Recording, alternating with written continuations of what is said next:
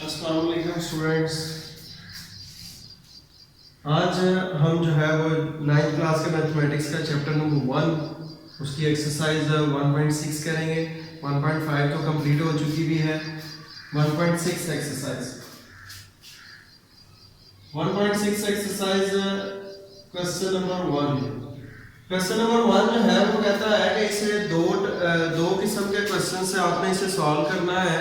दो किस्म के तरीकों से आपने इसे सॉल्व करना है। एक जो है वो कॉलमों के माकूज की मदद से, मतलब मैट्रिक्स इन्वर्जन मेथड से, और दूसरा जो है वो कहता है कि आपने इसे क्रैमर रूल से करना है, क्रैमर रूल की मदद से। ठीक है, तो क्रैमर रूल की मदद से भी कर लेते हैं मैट्रिक्स इन्वर्जन मेथड से। आज जो है वो मैं आप लोगों को एक तरीकाकार सिखाऊंगा, ठीक है। दूसरा तरीकाकार जो है वो इंशाल्लाह नेक्स्ट लेक्चर में जो है वो आप लोगों को सिखाया जाएगा। अभी जो है वो बात करते हैं मैट्रिक्स इन्वर्जन मेथड की। Matrix inversion method, matrix inversion method heading में दे देता हूँ इधर। आज हम बात कर रहे हैं किसकी,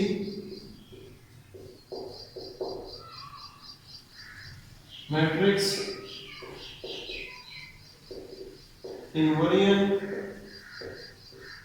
मेथड। मैट्रिक्स इन्वर्जन मेथड की बात कर रहे हैं। मैट्रिक्स इन्वर्जन मेथड हम इससे सॉल्व करते हैं। पार्ट नंबर 1 दिया हुआ है। पार्ट नंबर 1 क्या दिया हुआ है, 2x - 2y = 4, 3x + 2y = 6।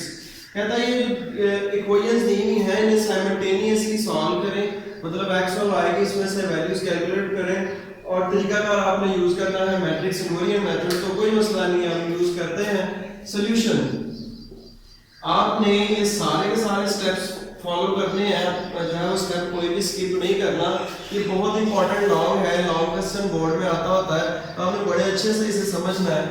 ये सबसे पहले इसे आप क्या करेंगे, इसे मैट्रिक्स फॉर्म में लिखेंगे, इन मैट्रिक्स फॉर्म, कॉलमों की शक्ल में लिखना है इसको। कॉलमों की शक्ल में लिखें जी। ये आपके पास क्या आ गया, 2 - 2 3 2, इसके बाद xy, उसके बाद 4 और ये 6। ठीक है, ये हमारे पास, इसे हमने मैट्रिसेस की शक्ल में लिख लिया। मैट्रिसेस की शक्ल में लिखने के लिए आपको मैं रिपीट कर देता हूँ, जो वेरिएबल के साथ कोएफिशिएंट्स होते हैं वो पहला सेट बन जाता है।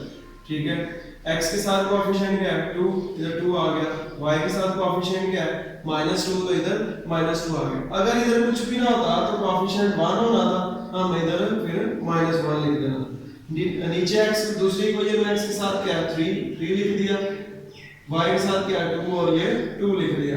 अब देखें वेरिएबल्स क्या हैं, x y, तो x y लिख दिए। इक्वल टू के बाद कांस्टेंट्स हैं, तो इक्वल टू के बाद हमने कांस्टेंट लिखे, जो क्या था 4 6, हमने भी क्या लिखा 4 और 6।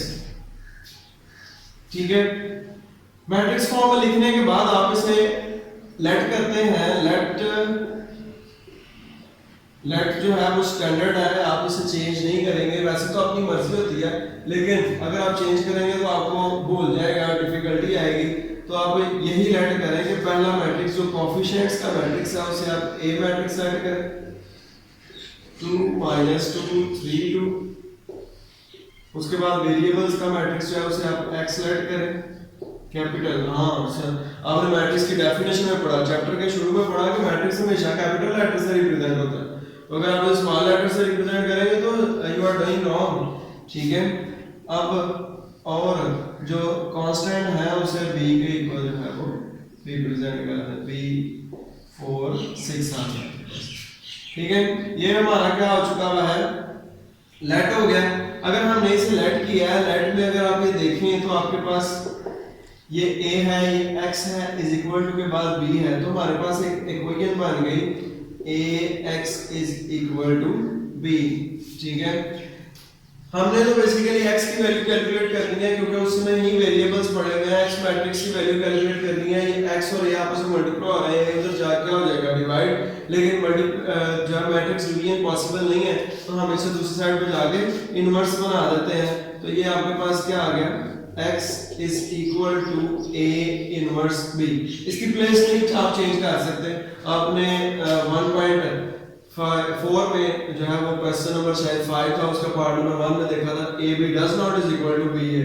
तो सो जो है वो आप इसकी प्लेस चेंज नहीं करेंगे। अगर इधर ए पहले लिखा हुआ है, इधर लिया आपने पहले ही लिखना है, तो x इज इक्वल टू ए इनवर्स बी। तो ये अब हमारे पास ए इनवर्स का फॉर्मूला लगा देते हैं इधर, adjoint of A over A determinant साथ क्या आ गया बी, ये हमारे पास इक्वेशन नंबर आ गया। ठीक है, इधर तक तो आपका सारे ये सेम डेरिवेशन सेम लेट, बस वैल्यूज चेंज, इधर तक तो हर क्वेश्चन में होगा। ठीक है, अब आप क्या करते हैं, हमारे पास इक्वेशन आ चुकी हुई है। जब इक्वेशन आ गई है तो इक्वेशन की रिक्वायरमेंट्स पूरी की जाती हैं। हम ए डिटर्मिनेंट सबसे पहले कैलकुलेट करते हैं क्योंकि उस पे कंडीशन है। ए डिटर्मिनेंट कैलकुलेट किया, डिटर्मिनेंट ऑफ ए की जगह ए की वैल्यू पुट की 2 -2 3 2, क्रॉस में मल्टीप्लाई किया 2 मल्टीप्लाई बाय 2 3 मल्टीप्लाई बाय -2, दरम्यान में माइनस आ गया। 2 2 is 4 minus minus plus 3 2 is 6 which is equal to 10। ये जीरो तो नहीं आया, जीरो नहीं आया, इसका मतलब क्या हुआ कि इनवर्स एग्जिस्ट करता है। Therefore आप इधर मेंशन करते हैं कि A इनवर्स एग्जिस्ट। ठीक है, अब हम क्या करते हैं, A इनवर्स एग्जिस्ट करता है, एडजॉइंट ऑफ A कैलकुलेट कर लिया, x हमारे पास है, B भी है, एडजॉइंट ऑफ B नहीं है, डिटर्मिनेंट ऑफ A तो हमने कैलकुलेट कर लिया, एडजॉइंट ऑफ A नहीं है, हम एडजॉइंट ऑफ A कैलकुलेट करते हैं। Adjoint of A, adjoint A की जगह A की वैल्यू क्या है 2 -2 3 2। आप लोगों को एडजॉइंट लेना बड़े अच्छे से आता है, डायगोनल की प्लेस चेंज और एंटी डायगोनल के साइन चेंज, इन दोनों की प्लेस चेंज हुई, 2 इधर आ गया 2 उधर चला गया। एंटी डायगोनल के साइन चेंज हुए, ये माइनस का 2 क्या हो गया प्लस का 2, ये प्लस का 3 क्या हो गया माइनस का 3। ले जी हमारे पास है एडजॉइंट ऑफ ए आ गया, एडजॉइंट ऑफ ए आ गया। अब हम क्या करते हैं, इधर डिटर्मिनेंट ऑफ ए भी हमारे पास आ गया, एडजॉइंट ऑफ ए भी आ गया, मतलब सारी रिक्वायरमेंट्स फार्मूला की पूरी हो गई। हम उधर पुट कर देते हैं by putting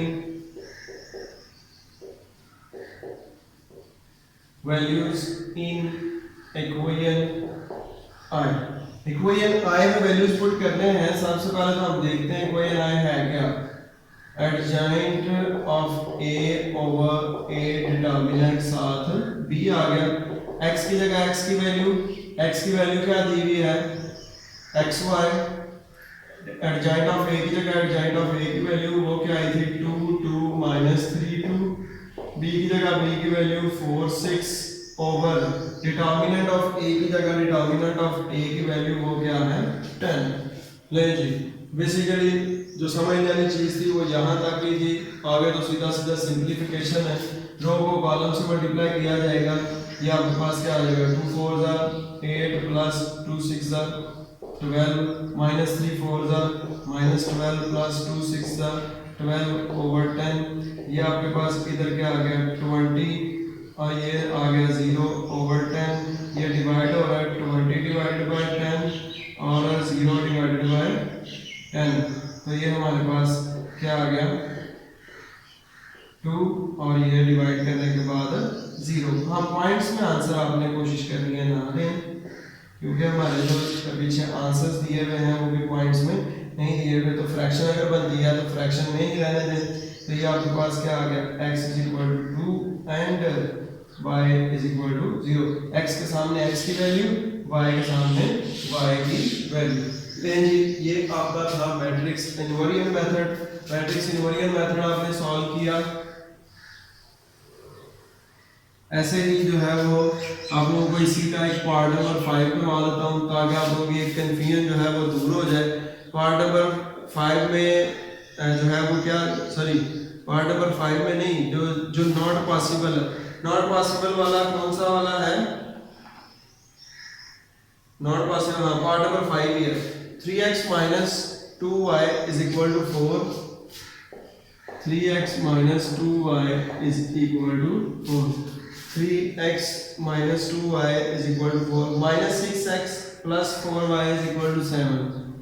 minus 6x plus 4y is equal to 7। Solution same वही स्टेप्स मैट्रिक्स इन्वर्जन मेथड से सॉल्व कर रहे हैं तो वही स्टेप्स फॉलो करेंगे इन मैट्रिक्स फॉर्म। कॉलम की शक्ल में इन मैट्रिक्स फॉर्म।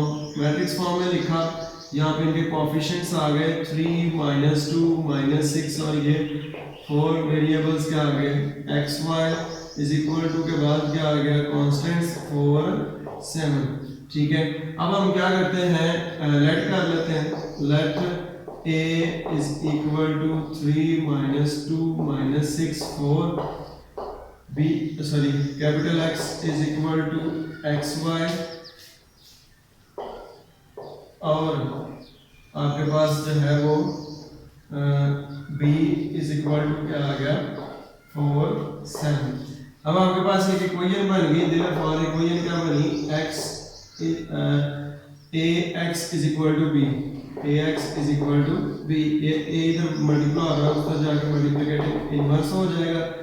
a की जगह a की वैल्यू पुट करें जो कि क्या दी हुई है, मतलब a इनवर्स का फार्मूला पुट करें, वो क्या दिया हुआ था adjoint of a over a determinant where determinant does not is equal to 0। ये हमारे पास भी इक्वेशन नंबर आई होगी। रिक्वायरमेंट्स पूरी करते हैं जिस पे कंडीशन है सबसे पहले वो सॉल्व होगा। डिटर्मिनेंट ऑफ ए कैलकुलेट करते हैं। डिटर्मिनेंट ऑफ ए मतलब स्ट्रेट लाइंस 3 -2 -6 4 क्रॉस में मल्टीप्लाई किया 3 × 4 -6 × -2 दरमियान में माइनस का sign 3 4 12 minus minus plus plus minus 6 2 12। ये आपके पास क्या आ गया 0।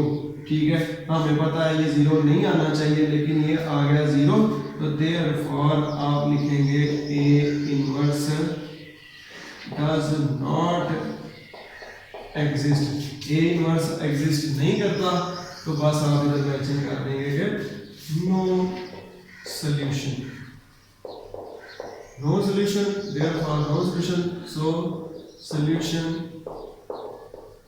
सेट, सॉल्यूशन सेट जो है वो बिल्कुल एम्प्टी आ गया। ठीक है, इसे खाली सेट आप लिखेंगे। ऐसे ही इसके जो है वो 8 पार्ट्स ऐसे ही होने हैं। उम्मीद है मेथड तो आप लोगों को मैंने सिखा दिया है। उम्मीद है आप जो है वो इसे बड़े अच्छे तरीके से जो है वो सॉल्व कर लेंगे। बकाया सारे क्वेश्चंस की प्रैक्टिस करें। अगर कोई क्वेश्चन में जो है वो कहीं पर आकर कोई क्वेश्चन नहीं सॉल्व होता आप मुझे बताएं, इंशाल्लाह जो है वो I will help you out. Okay, अल्लाह हाफिज़।